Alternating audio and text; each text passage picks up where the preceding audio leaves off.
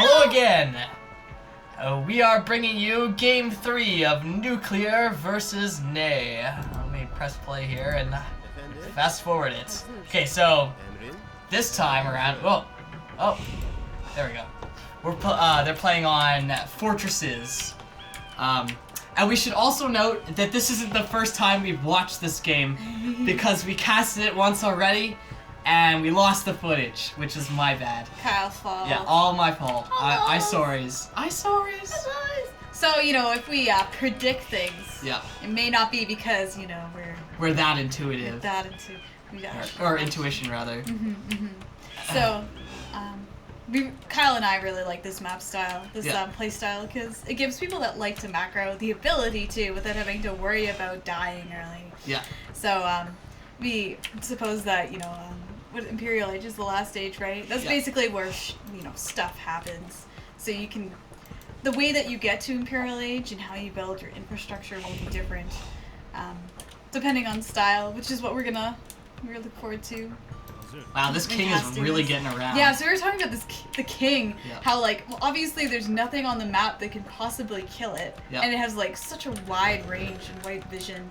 And he's using his scout, too, which is, really nice, but you can see how much larger it is. That king, he sees shit. Scouty king. Yeah, he it's just kind of, it's hilarious though. It's so counterintuitive. It's like, okay, you know, this one unit can't die, but you know, let's bring it out on the map anyway.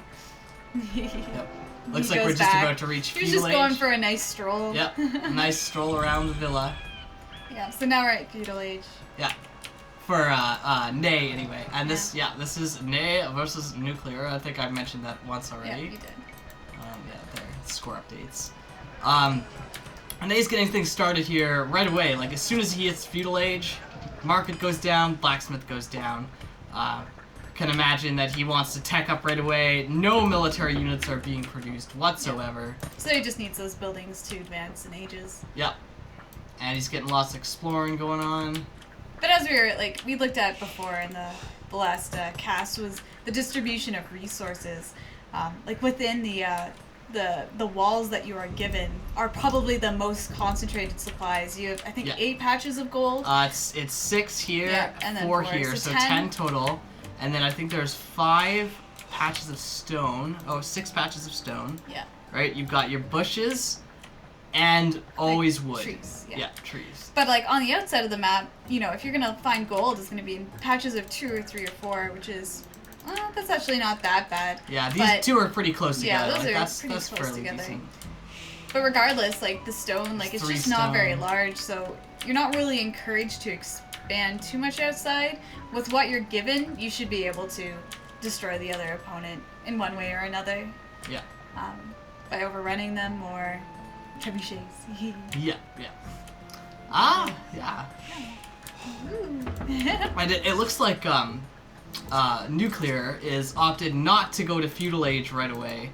Instead is working on economy. Mass economy, right? He already has 950 food. He probably could, but he hasn't built any of the tech structures he needs to yet, has he?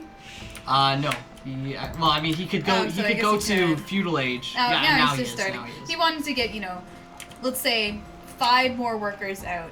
Those 5 workers will be gaining him like an income basically in food or whatever he puts them towards for that entire time he's going to feudal age. So that's a good minute or 2 of extra income.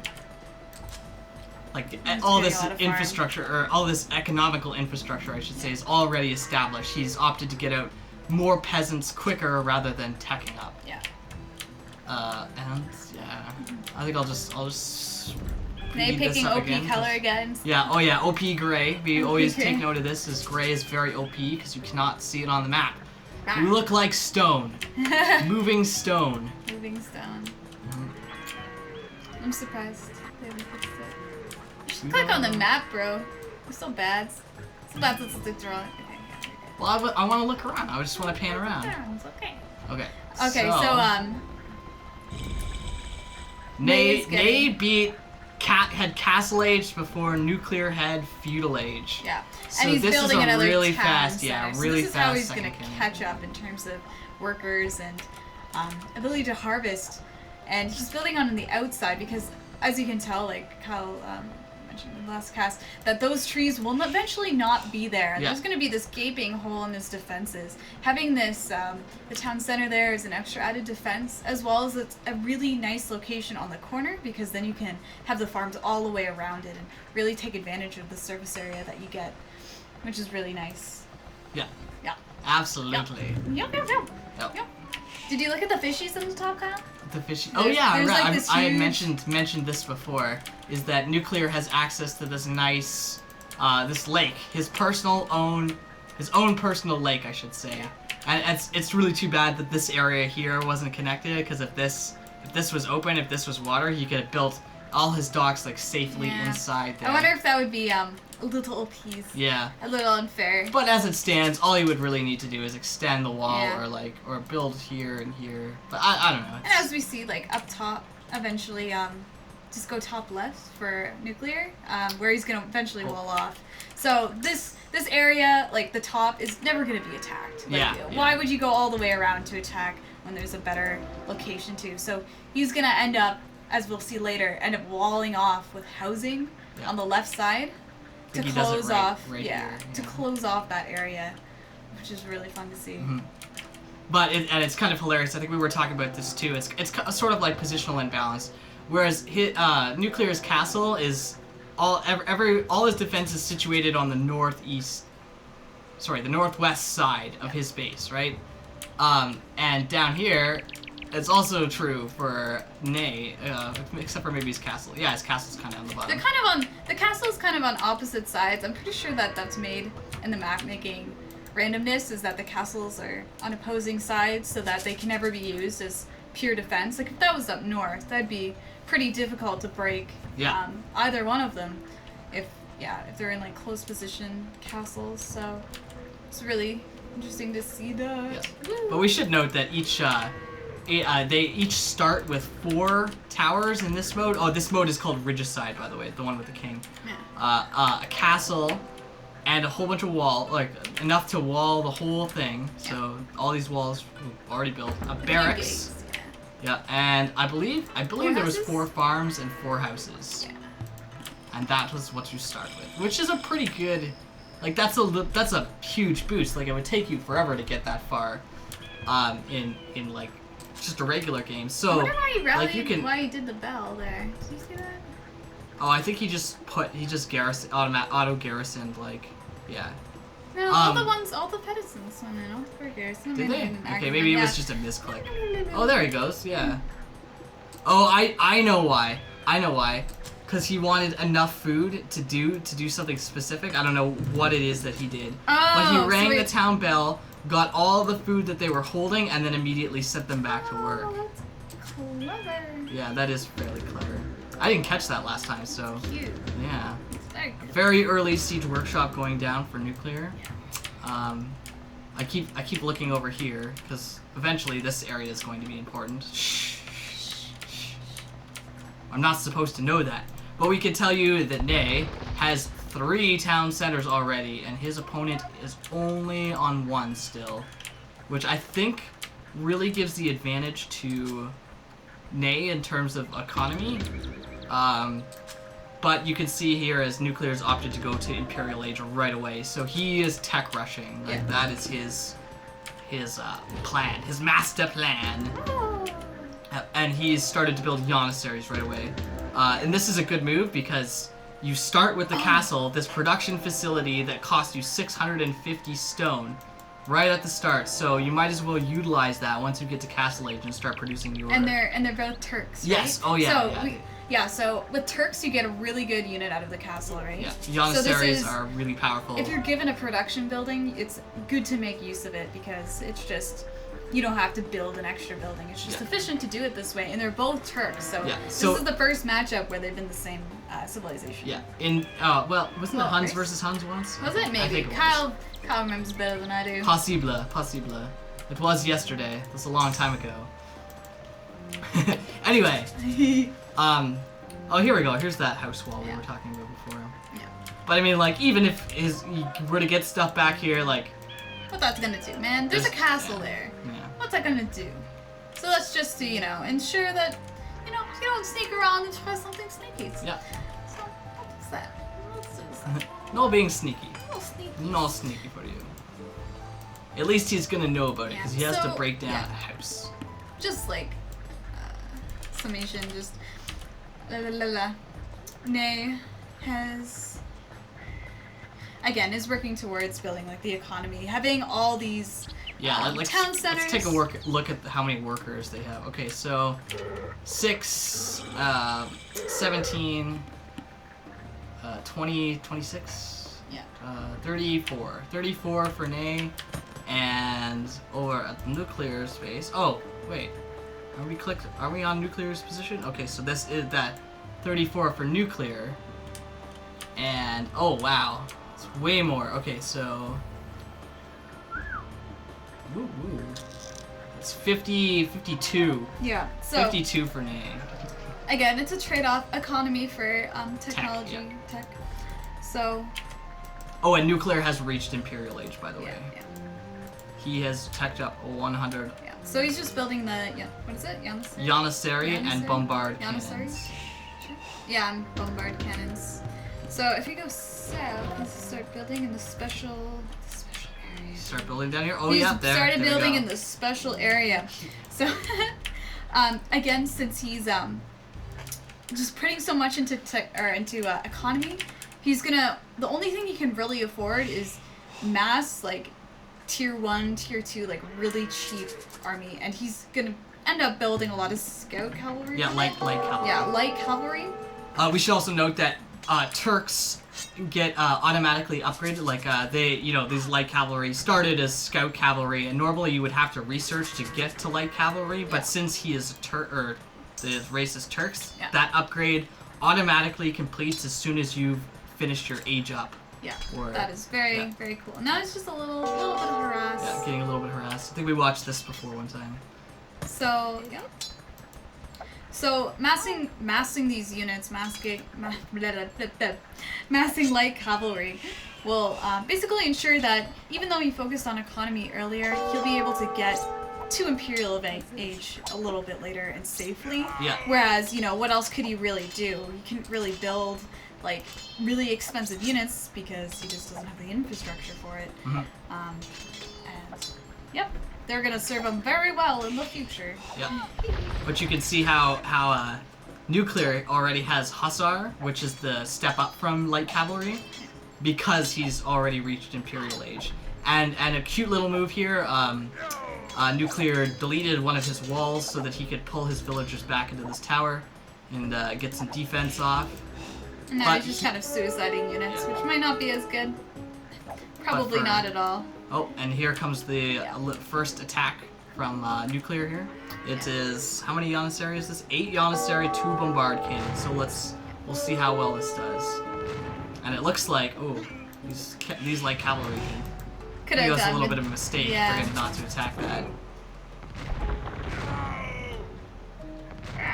Row. And nuclear is really taking the most obvious route of attack, which is straight down. Yeah. It is the shortest distance between the two, which makes sense because of Nay's position of the cavalry, or the what are they called? Go left. The stables? Yeah, stables. So having that there decreases the distance between his reinforcements and the most likely avenue of attack. Yeah, so whereas this is the most advantageous attack path to go straight down, because like what Corinne said, is it's the closest pass. So obviously if your army wants to get to the location where it's attacking as quick as possible, whereas this is set up in a position where it's easy to flank that path. Yeah. Right? And so we'll see just how much this attack does. But honestly, this positioning here on these stables is great. Yeah, it's perfect. Yeah. So he's just trying to, he's basically suiciding his light cavalry, trying to kill the bombard cannon, because that's the only thing that can really do damage. The towers could easily protect against the Janissary. Yep. Yep. So he's trying to do that. He should have really waited for 2 or 3 light cavalry just to ensure that he'd kill it, but... I think we were talking in the last time we tried to cast this anyway about critical mass too, right? Where it's going to take a certain amount of light cavalry in order to get this dead. And you need to make sure you have that, because if you do go in one by one, you end up not being able to kill it. Yeah. But you see now he has 3, so I don't think there's any chance of this, at least this bombard cannon is going to die, right? Like, yeah, see, here it goes. Which is the only real threat in that army. And then, I do believe that these light cavalry will get cleaned up, but that's 3 Janissary, and what's 3 Janissary gonna do, honestly? Yeah. And he only half destroyed a portion of the wall, so, you know, not, and I think, not a huge issue. I really like how he's expanding. He's expanding below the thing,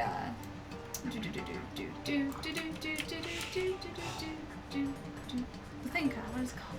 Oh, the stables. I can't remember the bird stables for some reason. It's been too long since I passed it. Anyway, so he's expanding below the stables, which gives him, it's very, very safe, obviously, and it's also on the other side, so he's doing really well in that aspect. He's just playing really well and safely. Yeah. And all these extra cavalry coming in, light cavalry. Yep, so now we have a decent little amount here going on. And, you know, dead bodies are littering the attack path, so you have a visual. And, like, as we go back to see NuCL3aR's base, like, really not a whole lot has changed over here.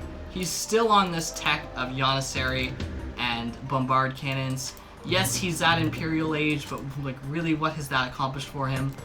He's way behind in workers. You can see NuCL3aR has the clear score advantage at this point. And I'd imagine that is just due to his, like, massive economy that he has right now. And Age of Empires 2 is a very economically based game. Wow, that was difficult to say. Much like StarCraft, right? It really, your units are, you know, units and micro are important, but it's more about composition and assets, right? Whereas this little force here with these 7 horses, actually go back to NuCL3aR so I can actually click on them. There we go. Yeah, these 7 horses can do a whole lot, right? You get all this map control because of these horses, and if we switch just to, like, the Fog of War, I'd imagine that NuCL3aR is trying to establish what NuCL3aR is trying to do right now. Like, he's seeing all this gold being mined. And you can see the inside of the base. Yeah. Which is really critical. And you can see too, the other thing we were talking about is how line of sight increases dramatically on the age up. And I think, oh yeah, this siege workshop here, because I remember this part of the game, is not a great idea. Because, yeah, these units I think are just going to come down here and kill that. I think that's what ends up happening. Yeah, it's just way too far forward. Yeah. But I would have liked to see it, since these stables are so good at cutting off this flank, to have the siege workshop more here, so that you can attack this in this angle, or maybe to the right and kill this. Because that gate is going to be what center, he's right? going to want to take, because he can just funnel in, and it's on a corner, so it's very difficult, I think, to defend that. Yeah, so he's just going to attack it now. Yeah. Yeah. Very, very slowly try and take this gate down. Yeah. But I do think this is a little bit advantageous. This is maybe a siege workshop that you get away with when your opponent is like I don't know, an inexperienced player and doesn't want to ever push out beyond his walls and just sort of is content sitting and turtling. But NuCL3aR, we've casted, actually every single game we've casted so far has had NuCL3aR in it, so you can see his Janissary is moving out now. He sees this. This ain't gonna happen. Destroy. Yeah. 2-4. I don't know what 2-4 means. Can you go down? Just show, I want to see more of the map and NuCL3aR's perspective of like what he's built. He has a lot more horses. So he's hiding these, right? Yeah. He doesn't need to show them. The surface area on the gate isn't really big enough to use anymore, and to hide part of your army is to keep the enemy in the dark as to which tech path you're really choosing, even though it's obvious that he's going, you know, light cavalry, but... And this game is a lot about composition too, right? Like this unit composition specifically works really well against this Janissary bombard cannon. And like we were talking about before, the critical mass here of light cavalry is going to allow him to just slaughter this army off and barely take any losses, right? Yeah. At that end, like this, not Yansari, but light cavalry, hussar, scout cavalry, whatever you want to call them, are really cheap units. They only cost 80 food, so yeah, it's one of the cheapest units in the game. And if NuCL3aR had known that there was those extra scouts there, he wouldn't have come in. His units wouldn't have died. But at the same time, he's losing. Let's also note that Ney's just starting Imperial Age, which is fairly late, but it's working out for him because he understands what his opponent is doing. Exactly, he's keeping this pressure on. Ney has so much more map presence, like you see. He's got tons and tons and tons of farms with all his town centers. And even a fourth town center over here starting to get some economy on this side. More farms going down. Something kind of different in terms of like RTS games is that we never really see this game get to 200 supply. So it's not a surprise that continual worker production is like always happening. Because let's say in StarCraft, if you have 75 workers, that detracts from your army. So you have 125 army supply. Yeah. Whereas in this game, if you're constantly producing workers, it doesn't exactly detract from your army size, only in terms of the food that you donated to make those workers. But they pay themselves off, which is really interesting, I think. Absolutely. Work to pressure. And the other thing we should note too is that each unit in this game costs 1 supply to create. As I believe anyway, there are no units that cost more than 1 supply. So even these horses, 1 supply. Whereas in StarCraft, you have 1, 2, 3, 4, 5. Wait, is there anything cost 5 supply? I don't think so. 1, 2, 3, 4, 6, and 8 are the supply intervals. I don't think there's anything. Yeah, I don't think there's anything. And obviously the tier 3 units cost more supply. Yeah. Just to ensure that you don't get 200 brood lords and go and destroy someone. So so it's there for balance. But this game is obviously balanced differently. Yeah.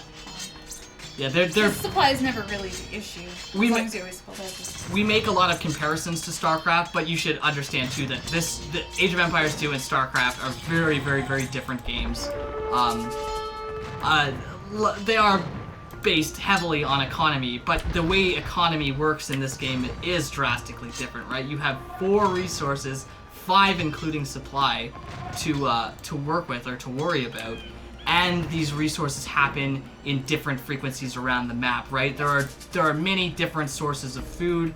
I guess there are only 2 ways to get gold and stone, there's 3 ways to get gold and 2 ways to get stone. One of them being the market, mining, and trading for gold. Yeah. But there are lots of trees, and trees allow you to get food.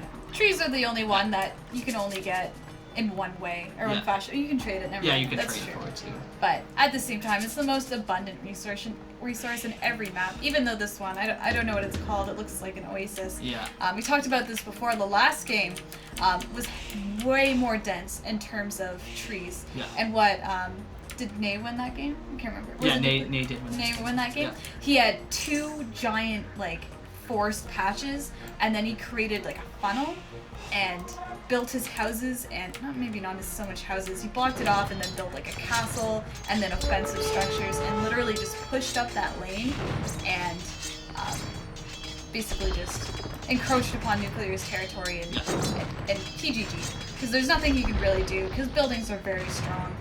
So it's really cool to see how different maps also determine different play. Yeah, different play styles. Yeah, different play styles.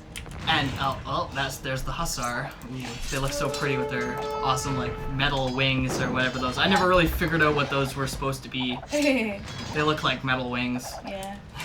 Those are supposed to be scary. Anyway, yeah. The moral of the story being that wood creates a lot of choke points. See this area here or this area here with these cliffs here is really narrow where units can funnel into. So if you have a lot of units up here and you're trying to attack this way, then the units here that have greater surface area and the concave are going to do a lot better. And it looks like Ney in this game has chosen to go more for an open sort of sense, where he's got these cavalry that give him map control, and he's just sort of pushing his way up and building proxy. There's the siege workshop and the castles. And we were saying before too how these guys are being really manner. Like it's pretty clear that they know each other, and the Age of Empires community is really great for that. Like you see any players play against each other, they're automatically, you know, GG, having a good time. They don't care to talk to each other, or sorry, they will talk to each other. Whereas in StarCraft, it's a lot more impartial.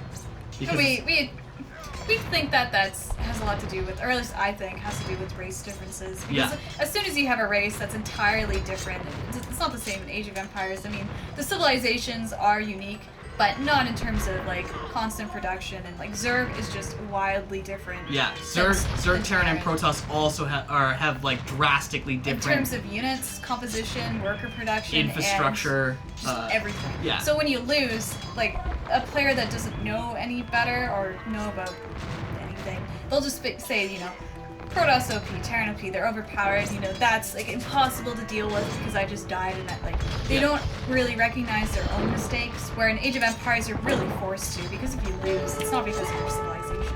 Like, the king just died. The king just died. The king just died. Oh, and it restarted. Wow. That was weird.